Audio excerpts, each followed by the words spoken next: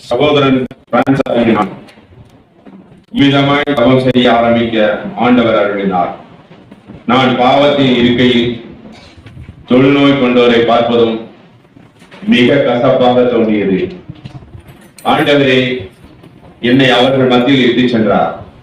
நானும் அவர்கள் மீது இரக்கம் கொண்டேன். அவர்களிடமிருந்து திரும்பிய போது எனக்கு கசப்பாக தோன்றியவை என் ஆன்மாவிற்கும் உடலுக்கும் இனிமையாக மாறியது. அதன் பின் சற்றும் தயங்காமல் உலகை விட்டு சென்றேன்.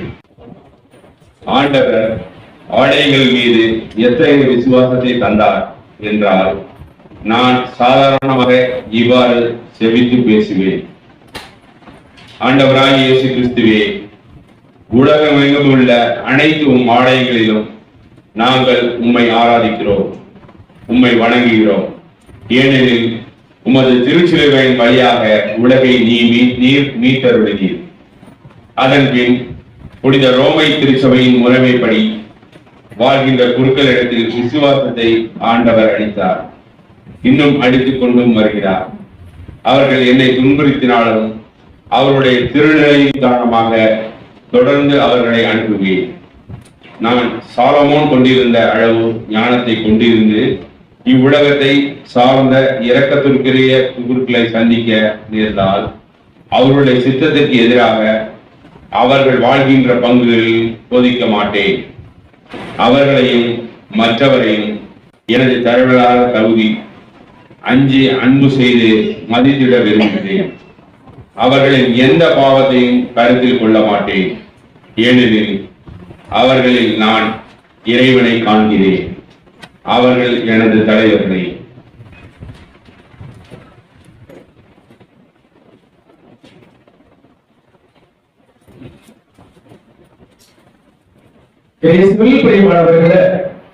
இந்த ஆண்டு நம் அனைவருக்குமே ஒரு முக்கியமான ஒரு ஆண்டு. நம்முடைய தந்தையுடைய 800வது ஆண்டு ஜூபிலி அப்படின்னு சொல்லிட்டு நாம் கொண்டாடி கொண்டிருக்கிறோம். இந்த ஜூபிலி அப்படின்னு சொல்லுகின்ற நாள் எல்லாமே ஒரே குழுவாக பிரான்சிஸ்கன் குழுவாக இடத்துல குழுமிருக்கின்றோம். இப்ப எதை பற்றி சிந்திப்பது, எதை பற்றி யோசிப்பது என்று சிந்தித்துக் கொண்டிருக்கின்ற காலகட்டங்கள்ல எனக்கு என் மனதில் எழுதப்பட்ட ஒரு 3 கருத்துக்களை நான் இடத்துல பகிர்ந்து கொள்ளலாம் என்று ஆசைப்படுகின்றேன். முதல்ல பாத்தீங்கன்னா, the world attracts Francis அப்படின்னு சொல்லுவாங்க. இந்த உலகம் பிரான்சிஸை ஈர்த்தது. உலகம் பிரான்சிஸை ஈர்த்தது. இரண்டாவது செய்தி பாத்தீங்க அப்படின்னா, கிறிஸ்து பிரான்சிஸை ஈர்க்கிறார். Christ attracts Francis. கிறிஸ்து பிரான்சிஸை அட்ராக்ட் பண்றார். மூன்றாவதாக, Francis attracts the world. Francis உலகத்தை ஈர்க்கின்றார் என்ற இந்த 3 கோணங்களில் சிந்திக்கலாம் என்று இருக்கின்றேன். இப்ப அட்ராக்ஷன் அப்படின்னு சொல்லி பார்க்கின்ற பொழுது, இன்று உலகம் உங்களை ஈர்க்கிறதா அல்லது நம்மை உலகம் இருக்கிறதா அல்லது உலகம் நம்மை இருக்கிறதா? என்ன பாத்தீங்க அப்படின்னா, which attracts us? உலகம் நம்மை அட்ராக்ட் பண்ணுதா இல்ல நம்மள உலகம் அட்ராக்ட் பண்ணிட்டு இருக்கா? நம்ம தான் உலகத்தை அட்ராக்ட் பண்ணிட்டு இருக்கோமா? உலகம் நம்ம தான் என்ன பண்ணுது? அட்ராக்ட் பண்ணிருக்கு. உலகம் நம்ம அட்ராக்ட் பண்ணிருக்கு. என்னென்ன காரணத்தினால உலகம் நம்ம அட்ராக்ட் பண்ணுது? செல்போன். உலகம் செல்போன் நம்மளை அட்ராக்ட் பண்ணிக்கிட்டு இருக்குது. Very good. Instagram, cellphone, Instagram, WhatsApp, Twitter, Facebook இதெல்லாம் மீடியா மனிதர்களை அட்ராக்ட் பண்ணுது, ஈஸியா அட்ராக்ட் பண்ணுது. வேற சீரியல் நம்ம ரொம்ப அட்ராக்ட் பண்ணுது. ரொம்ப ஒரு சில ஊர்ல பிரசங்கத்துக்கு போயிருக்கோம். ஒரு ஊர்ல ஒரு பிரசங்கத்துக்கு போயிருக்கோம். அது பிரசங்கம் போது சிஸ்டர்ஸ்க்கு தியானம் கொடுக்க போயிருக்கோம். சிஸ்டர்ஸ்க்கு தியானம் கொடுக்க போயிருக்கோம். அப்ப முதல் நாள் என்ன பண்ணோம் அப்படின்னு சொன்னா, செல்போன்ல யாருமே பயன்படுத்தக்கூடாது, எல்லாம் ஓரமா வச்சிருங்க அப்படின்னு எல்லாம் ஓரமா வச்சுட்டாங்க. 3 நாள் தியானம் முடிச்சு 3ஆம் நாள் சாயந்தரம் நைட்டு ஜெபமாலை முடிச்சுட்டு ரூமுக்கு போறேன், படுக்க போனோம். ஜெபமாலை முடிச்சுட்டு படுக்க போனோம். அந்த ஒரு சிஸ்டர் வேகமா உட்காந்து பாதர் சொல்லுமா என்னமா அப்படின்னு அதை கோவிச்சுக்காம அந்த 9 மணிக்கு ஒரு நாடகம் போடுவாங்க. 9 மணிக்கு நாடகம் போட சிஸ்டர் 9 மணிக்கு ஒரு நாடகம் போடுவாங்க, அதை பார்த்து சொல்ல முடியுமா அப்படின்னு நான் பார்த்தேன். ஓடி போயிருக்கு. இன்னைக்கு நாடகம் அட்ராக்ட் ஆகுது. நாடகம் என்ன புதுசா கிடந்தாலும் பரவாயில்ல, இப்ப நாடகத்தை பார்க்கணும். குடும்ப ஜாபாட சொல்ல மாட்டோம், எப்படியாவது சீக்கிரம் முடிச்சுட்டு அந்த நாடகத்துல உட்கார்ந்து உலகம் சீரியல் நம்மள அட்ராக்ட் பண்ணிக்கிட்டு இருக்கு. வேற ஆடைகள், ஆடைகள் மனிதனை விரும்புகிறது. ஆடைகள் ட்ரெஸ் அட்ராக்ட் பண்ணிட்டு இருக்கு. ஒரு காலத்துல உடல் தெரியாம ட்ரெஸ் போட்ட காலம்லாம் ஒரு காலத்துல உண்டு. ஆனா இன்னைக்கு ட்ரெஸ் போடுறதே இருக்கு, உடல் தெரியறதுக்காக ட்ரெஸ் போடக்கூடிய ஆளுங்கெல்லாம் இருக்காங்க. ஒரு காலத்துல உடல் தெரியக்கூடாதுன்னு போடக்கூடிய ஆடைகள்லாம் ஒரு காலத்துல இருந்துச்சு.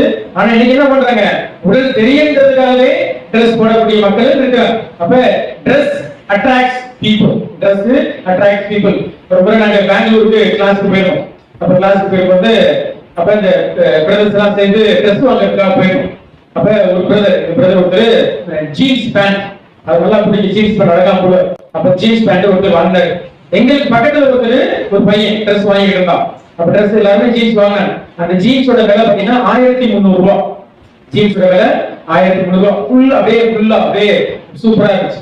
அந்த 1300 ரூபாய் ஜீன்ஸ் வாங்கிட்டு அந்த பக்கத்து கவுண்டர்ல ஒரு தரலாம் அவர்கிட்ட போயிட்டு, அந்த பக்கத்துல ஒருத்தர் வாங்கினார்ல, அவர் போயிட்டு இந்த பேண்ட்ஸ் என்ன பண்ணுங்க, ஷூட் பண்ணி கொடுங்க அப்படின்னாரு. பேண்ட்ஸ ஷூட் பண்ணி கொடுங்க. எங்களுக்கு ஒண்ணும் புரியல, என்னடா பேண்ட்ஸ ஷூட் பண்ணி கொடுங்க, என்ன அப்படியே ஓட்டையா போட்டு வைக்கிறது. பேண்ட் எடுத்து அங்க மேல ஒரு 10 ஓட்டை, இந்த காலில் ஒரு 10 ஓட்டை, இந்த காலில் ஒரு 10 ஓட்டை. இந்த 10 ஓட்டை போடுறதுக்கு 700 ரூபாய்.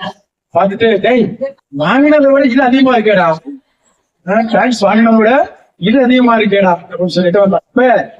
ட்ரெஸ் இன்னைக்கு நம்மளைய அட்ராக்ட் பண்ணிக்கிட்டு, ட்ரெஸ் நம்மளைய அட்ராக்ட் பண்ணிக்கிட்டு. வேற என்ன நம்மளை அட்ராக்ட் வாகனங்கள்.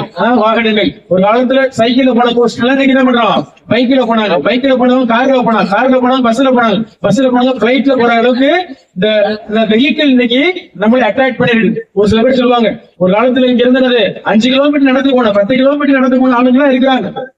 ஆனா இன்னைக்கு இங்க இருந்து வீட்டுல இருந்து வெளியில போறது 2 அடி கால் எடுத்து வச்சாலே கால் நீக்கிறது. இங்க இருந்து கோயில் கட்டு வைக்கிறதுக்கு முடியல, நாளை ஆட்டோ பிடிச்சு போயிடலாமா அப்படின்னு ஒரு நிலைமைக்கு நம்ம தள்ளப்பட்டு இருக்கிறோம். அப்ப என்ன பண்ணுது, வெஹிக்கிள்ஸ், வாகனங்கள் நம்மை ஈர்க்கிறது, வாகனங்கள் நம்மை ஈர்க்கிறது. அது இன்னைக்கு எக்கச்சக்கமான வாகனங்கள் பார்க்கலாம். வாகனங்கள் மனிதர்களை ஈர்த்து கொண்டிருக்கிறது. வேற என்ன ஈர்க்குது, உணவு வகைகள். ஆமா, உணவு வகைகள். பிரியாணி 12 மணிக்கு கொடுத்தாலும் சாப்பிடுவோம். 12 மணிக்கு கொடுத்தாலும் எதை கொடுத்தாலும் நாங்க சாப்பிடுவோம். இப்ப அந்த திருச்சி பக்கத்துல நைட் ஒரு இடத்துல பாத்தீங்க அப்படின்னா நைட் 1 மணிக்கு பிரியாணி கடை திறந்துருக்கு. மிட் நைட் பிரியாணி 1 மணிக்கு பிரியாணி திறந்து 1 மணிக்கு மேல பிரியாணி சாப்பிடுவாங்க. அப்ப இன்னைக்கு நிறைய பேர் பெண்களும் சரி ஆண்களும் சரி சிறு பிள்ளைங்கள சில பேர் பிரியாணி வாங்கி கொடுத்தாதான் தூங்கும் அப்படிங்கிற நிலைமையிலும் போயிட்டாங்க. அப்ப இந்த ஃபுட் அட்ராக்ட்ஸ், உணவு நம்மளை ஈர்த்து கொண்டு இருக்கிறது. வேற என்ன ஈர்ப்பு, அழகு சாதனங்கள். Very good, super. இல்ல நம்ம சொன்ன மாதிரியே இருக்குது. அழகு சாதனங்கள் நம்மை ஈர்த்து கொண்டு இருக்கின்றன. இன்னைக்கு பார்க்கலாம், இன்னைக்கு நேற்று வழக்கமான தியானம் சொல்லும் பொழுது பெண்கள் இன்னைக்கு நிறைய பேர் மெஜாரிட்டி, எங்க போனாலுமே பெண்கள் தான் மெஜாரிட்டி இருப்பாங்க. அப்ப இன்னைக்கு 3 வகையான பொருட்களுக்கு மட்டும்தான் காஸ்டியூம்ஸ் அதிகமா இருக்கு. உடல்ல உள்ள இந்த 3 வகையான பொருட்களுக்கு மட்டும்தான் உலகத்தில் உள்ள காஸ்டியூம்ஸ் எல்லாமே அதை மையப்படுத்திதான் இருக்கும். அப்ப இந்த 3மே பாத்தீங்கன்னா டெம்ப்டிங் பிரின்சிபிள் அப்படின்னு சொல்லுவாங்க. உதாரணத்துக்கு கண்ணு, அழகு சாதன பொருட்கள் அதிகமா வைக்கப்படுகிறது. கண்ணு மை, கண் போட்டு அப்படின்னு சொல்லிட்டு கண்ணுக்கு சம்பந்தமான நிறைய பேர் வச்சிருப்பாங்க. ஏன்னா கண்ணுல பண்ணது தோடா மூக்குத்தியா போட முடியும், அதெல்லாம் இருக்காது. அப்படி ஓட்ட போட்டு அப்படி தொங்கிக்கிட்டு இருக்கலாம், அப்படியே தொங்கிக்கிட்டு இருக்கோம். கண்ணுல அழகு சாதன பொருட்கள். 2வது அழகு சாதன பொருட்கள் முடி. கலட்டி வச்சு காய வைக்கிற அளவுக்கு, கலட்டி வச்சு துவைச்சு போட்டு காய வைக்கிற அளவுக்கு முடிகள் இருக்கு. அழகு சாதன பொருட்கள், முடிக்கான அழகு சாதன பொருட்கள். 3வது லிப்ஸ். உதட்டுக்கான அழகு சாதன பொருட்கள். எல்லாமே அட்ராக்ட் பண்ணுது. எல்லாமே எந்த இடத்துக்கு கடைக்கு போனாலும், இப்ப அங்க இருந்து வந்திருக்கிறீங்க, இப்ப உங்க பவுச்சை தொடர்பு பார்த்தாலே தெரியும். பவுச்சை தொடர்பு பார்த்தாலே கண்டிப்பா ஒரு மேக்கப் செட்டு கண்டிப்பா இருக்கும். ஒரு மேக்கப் செட்டு கண்டிப்பா இருக்கும். ஏதோ ஒரு மேக்கப், ஒரு சீப்போ, ஏதோ ஒரு பொருள்னா அது உள்ள உட்கார்ந்து இருக்கோம். தலையை கை வச்சு அச்சுதான் பண்ணது. இதை நம்மளுடைய நிலமும் ஆகி போச்சு. தியானம் முடிச்ச உடனே கொஞ்ச நேரத்துல போயிட்டு மேக்கப் பண்ணிட்டு வந்தோம். வீட்டுல பிள்ளைங்களை பார்த்திருப்பாங்க, பசங்க பிள்ளைங்க எல்லாம் பார்ப்பாங்க. அப்பதான் தலைச்சீட்டு வந்திருப்பாங்க, திரும்ப வந்துட்டு தலையை அப்படி களைச்சு விட்டுட்டு திரும்ப போய் பசங்க நல்லா இது பண்ணாங்க. அதே போல பெண் பிள்ளைங்களா தான் பார்க்கலாம், அங்க அப்படிதான் மேக்கப் பண்ணிட்டு வந்தா வந்துருப்பாங்க, திரும்ப போய் கண்ணாடி கிடாச்சுன்னா. அப்ப இந்த அழகு சாதன பொருட்கள் இன்று நம்மளைய ஈர்த்து கொண்டு இருக்கிறது. இந்த ஈர்ப்பு அப்ப வேற என்ன இருக்குது?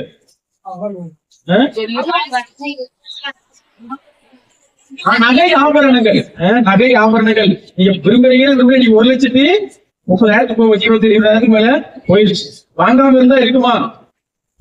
1,00,000 கொடுத்தா வாங்குறதுக்கு ஆளுங்க இருக்கிறாங்க. 1,00,000 மேல கூட வாங்குறதுக்கு ஆளுங்க இருக்கிறாங்க. நகை ஒரு ஈர்ப்பு சக்தியாக இருக்கிறது. எல்லாமே இங்க பார்த்தாலும் நகை ஒரு ஈர்ப்பு சக்தியாக இருக்குது.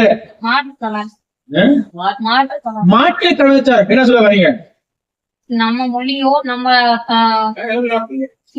நம்ம மொழியை விட்டுட்டு மாற்று மொழிகளை கற்றுக்கொள்வதற்கு ஆசைப்படுங்க. தமிழ் மொழி யாருக்குமே தெரியாது. நீங்க பிள்ளைங்களுக்கு கேட்பார்ல, தமிழ் அதாவது இலக்கணத்தை சொல்றா, இலக்கணமா அப்படின்னு நானே கேட்க மாட்டேன்.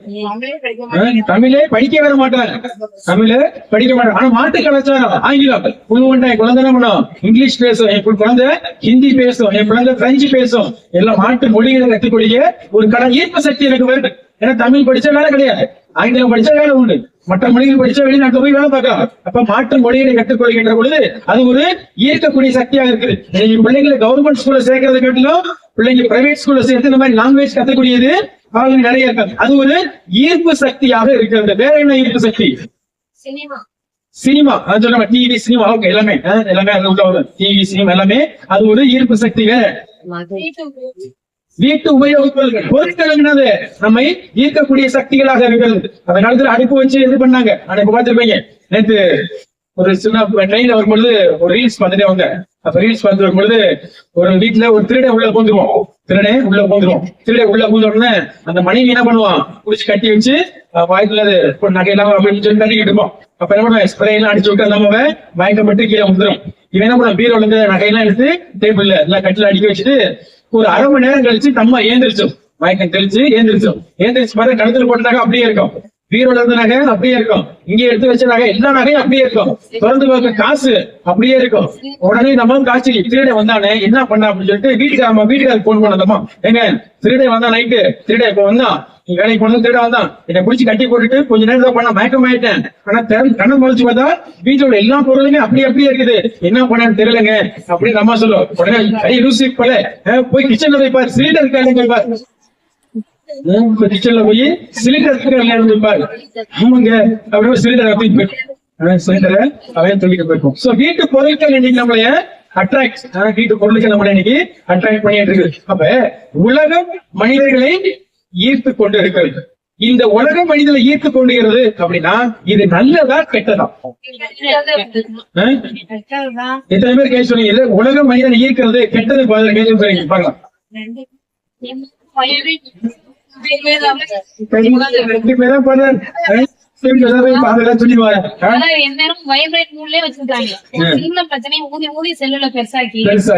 அதை எப்போ கேட்டாலும் பக்கமே இருக்கிற மாதிரி இருக்கு. உலகம் நம்மை ஈர்த்து கொண்டு இருக்கிறது, இது கெடுதல் அப்படின்னு நீங்க சொல்றீங்க. இதை மையப்படுத்தி வாழ்ந்தவர் தான் நம்முடைய தந்தை பிரான்சிஸ். இப்ப நீ கெடுதல் அப்படின்னா பிரான்சிஸ் கெட்டவரா? இல்ல. அதே இப்படி உங்களுக்கு வந்து அவர் உள்ள வரதுக்கு முன்னாடி அவர் உலகால் ஈர்க்கப்பட்டவர் தான், பணத்தால் ஈர்க்கப்பட்டவர், பதவிக்காக ஈர்க்கப்பட்டவர், நான் ஒரு மிகப்பெரிய போர் வீரனா வரணும் அப்படின்னு ஆசைப்பட்டவர். நைட்டு ஃபுல்லா பாத்தீங்கன்னா ஆளி ஜாலி ஆட்டம் போட்டு கொண்டாட்டத்துல இருந்தவர். உலகம் ஈர்த்துச்சுல, வீட்டுக்கே போக மாட்ட ஜாலியா லைஃப என்ஜாய் பண்ணிக்கிட்டு இருந்தவர். உலகம் அவரை ஈர்த்தது. அப்ப இன்னைக்கு நம்மளை உலகம் ஈர்த்து கொண்டிருக்கிறது. நம்மை உலகம் ஈர்க்கின்ற பொழுது அது கெட்டது அப்படின்னா பிரான்சிஸை உலகம் ஒரு காலத்துல ஈர்த்துச்சுல, அப்ப அவர் கெட்டவரா?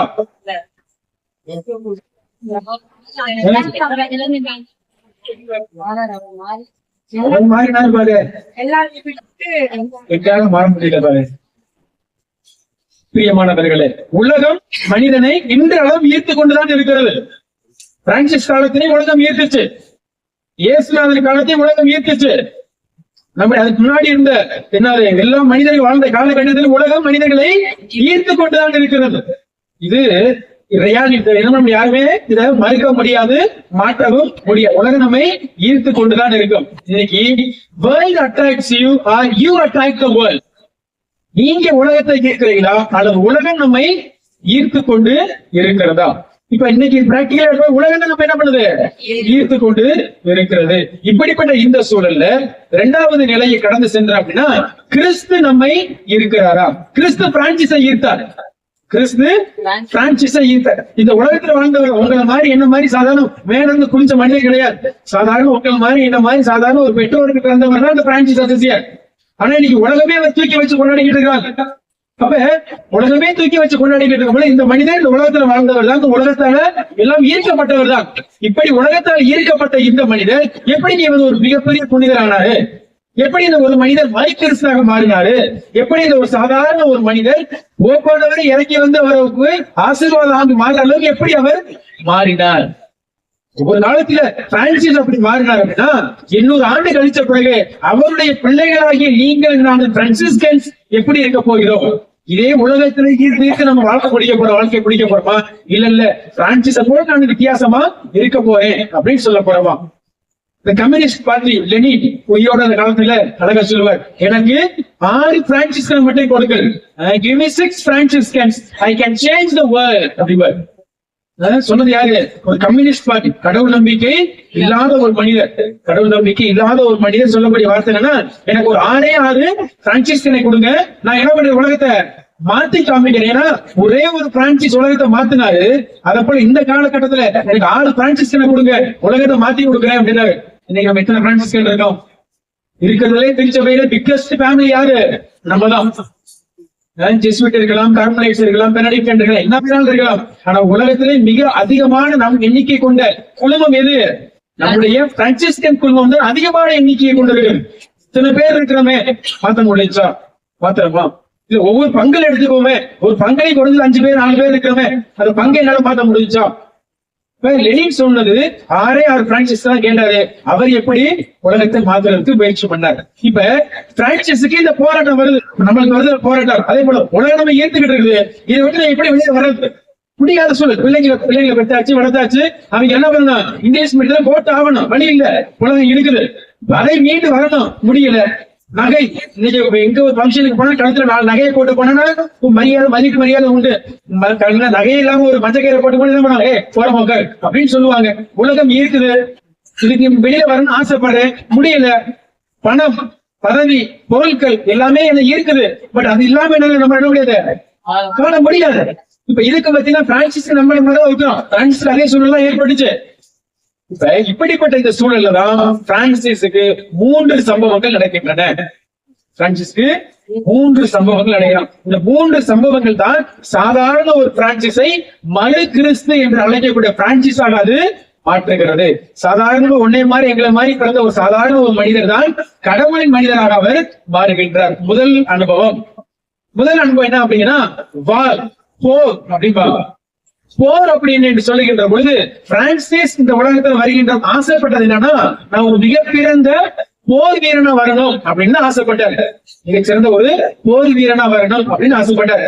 எல்லாத்துக்கும் இருக்கிற மாதிரி ஆசைப்பாயிடும். நான் பெரிய ஆளாவணும், படிக்கணும், வேலை வரணும், வேலைக்கு போகணும், எல்லாத்துக்கும் இருக்கக்கூடிய அந்த ஆசை அவர் பண்றாரு. நான் ஒரு மிக சிறந்த ஒரு போர் வீரனா வரணும்னு. அதுக்காக உங்க அப்பா என்ன பண்ணுவாரு?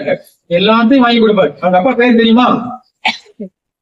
பிரான்சிஸோட அப்பா பேரு, உங்க அப்பா பேர் கேட்கல. பிரான்சிஸோட அப்பா பேர் என்ன? இல்ல அப்படின்னா இன்னைக்கு ரொம்ப அழுக போறாரு. எத்தனை வருஷமா இருக்கீங்க பிரான்சிஸ்கன் சபையில?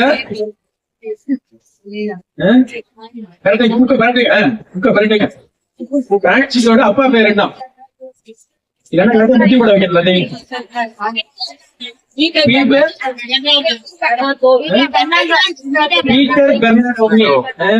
பெர்னார்டோனி. அப்பா அம்மா பேரு பீக்கா. அம்மா பேரு போட்டுட்டேன். அப்பாட என் பிள்ளைங்களுக்கு எங்க அம்மா பேர் தெரிஞ்சிருக்கா அப்படின்னு சொல்லி. ஓகே, பீட்டர் பெர்னார்டோனி அப்ப என்ன பண்றாரு? அவர் ஒரு மர்ச்சன்ட், துணி வியாபாரி. அப்ப தன்னுடைய மகன் என்ன பண்ணது? போர் வீரனை வரணும்னு ஆசைப்படாரு. எல்லா பேரண்ட்ஸ் இருக்கக்கூடிய ஒரே டிசைர் தான் அவருக்கும். என் பிள்ளை என்ன பண்ணா ஒரு மிகச்சிறந்த ஒரு மனிதனா வரணும்னு அவங்க அப்பா ஆசைப்பட்டாரு. இவருக்கு பிரான்சிஸ்க்கு ஒரு போர் வீரன் வரணும்னு ஆசைப்படுறாரு. அதனால என்ன பண்ணாரு, ட்ரெஸ் எல்லாம் வாங்கி கொடுத்து அந்த போர் வீரனுக்கான அந்த பதக்கம் இதெல்லாம் வாங்கி கொடுத்து போருக்கு அனுப்பி வைப்பாங்க. அப்படி அவர் என்ன தலைவர் என்ன பண்ணாரு, அந்த குதிரையில போருக்கு போவார். அப்படி போருக்கு போய்கின்ற பொழுதுதான் ஸ்பொலேட்டோ அப்படிங்கிற ஒரு இடம் வரும். இடத்துக்கு பேர் என்னது, ஸ்பொலேட்டோ. அந்த ஸ்பொலேட்டோங்கிற இடத்துக்கு வருகின்ற பொழுதுதான் பைபிள்ல பார்த்திருப்பீங்க, பவுலடியார் போருக்கு போவார். என்ன போருக்கு போவாரு, கிறிஸ்தவர்களை அழிக்கணும் அப்படிங்கிற ஒரு போருக்கு போவார். எல்லாம் பர்மிஷன் வாங்கிட்டு கிறிஸ்தவர்கள் எப்படியாவது எல்லாத்தையுமே அழிச்சிடணும் அப்படி பர்மிஷன் வாங்கிட்டு கிறிஸ்தவர்களை கொல்வதற்காக போவார். எந்த ஊருக்கு போவாரு, தமஸ்கு நகருக்கு போய் கொண்டிருப்பார். தமஸ்கு நகருக்கு அப்படி எக்ஸாக்டா பாத்தீங்கன்னா பிரான்சிஸுக்கும் பவுலடியாருக்கும் ஒரு தொடர்பு பார்க்கலாம். அப்படியே பிரான்சிஸுக்கும் பவுலடியாருக்கு உள்ள தொடர்பு பார்க்கலாம். பவுலடியார் என்ன பண்றாரு, கிறிஸ்தவர்களை கொல்ல வேண்டும் என்று சொல்லி பர்மிஷன் வாங்கி போய்கிட்டு இருக்கிறாரு. நம்ம பிரான்சிஸ் என்ன பண்றாரு, போருக்கு போய் மிகச்சிறந்த ஒரு போர் வீரனா வரணும் அப்படின்னு சொல்லிட்டு இவர் போருக்கு போவாரு. அந்த ஸ்பொலேட்டோ அப்படிங்கிற இடத்துக்கு வந்த உடனே பவுலடியாருக்கு என்ன சம்பவம் நடந்துச்சோ அவருக்கும் அதே சம்பவம் நடக்க ஆரம்பிக்குது. திடீரென்று வானத்துல இருந்து ஒரு சத்தம் கேட்கின்றது. வானத்துல இருந்து ஒரு சத்தம் கேட்கிறது. உதாரணத்துக்கு பவுலுக்கு என்ன சத்தம் கேட்டுச்சு, சவுலே சவுலே ஏன் என்னை துன்புறுத்துகிறாய். சவுலே சவுலே பவுல் கடவுள் துன்புறுத்தினாரா, சவுல் சவுல் கடவுளை துன்புறுத்தினாரா? கடவுள் என்ன சொல்றாரு, ஏன் என்னை என்ன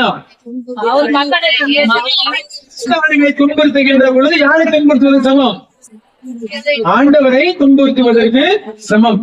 கிறிஸ்தவர்களை துன்புறுத்துகின்ற பொழுது ஆண்டவரை துன்புறுத்துவது சமம். அப்படின்னா உங்க வீட்டுல உள்ள மாமியார் கிறிஸ்தவர்களா இந்துவா, மாமியாரை துன்புறுத்தினா யார் துன்புறுத்துற மாதிரி சமம்,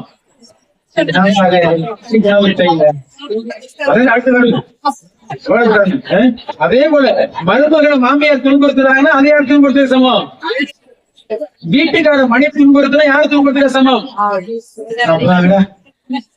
வீட்டுக்கார மனைவியை துன்புறுத்தினா யார் துன்புறுத்தின சமம், பிள்ளைங்களை பெற்றோர் துன்புறுத்தினா யார் துன்புறுத்தின சமம்.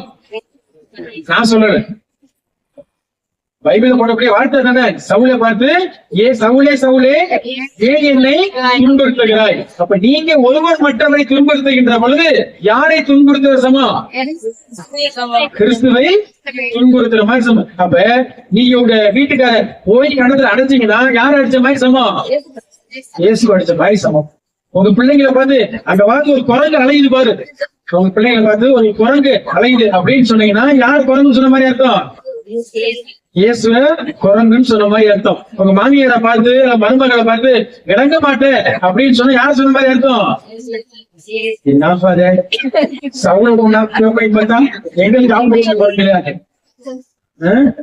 அப்ப இது நான் சொன்ன வார்த்தை கிடையாது, இது நான் சொன்ன வார்த்தை கிடையாது, பைபிள்ல போட்டக்கூடிய வார்த்தை தானே. சவுலை பார்த்து கடவுளுக்கு சவுலே சவுலே ஏன் என்னை துன்புறுத்துகிறாய். அப்ப இன்னைக்கு நம்ம இந்த பிரான்சிஸ்கன் குழுமம் என்று உள்ள வந்திருக்கின்ற பொழுது இன்று நீங்களும் நானும் யாரை துன்புறுத்தி கொண்டிருக்கிறோம். அப்ப நாம் செய்யக்கூடிய ஒவ்வொரு செயலும் கிறிஸ்துவை காயப்படுத்தி கொண்டிருக்கிறது. 2000 ஆண்டுகளுக்கு முன்னாடி சிலுவை சுமந்து போய் ரத்தம் சிந்தி அந்த கல்வாரி மொழியில் அவர் இறந்தாரு. அப்படி சிலுவை பதில கொண்டாடுற நம்ம ஜெபிக்கிறோம்னா ஒவ்வொரு நாளும் சிலுவையில் அவர் என்ன பண்றான், அறைந்து கொண்டுதான் இருக்கிறேன்.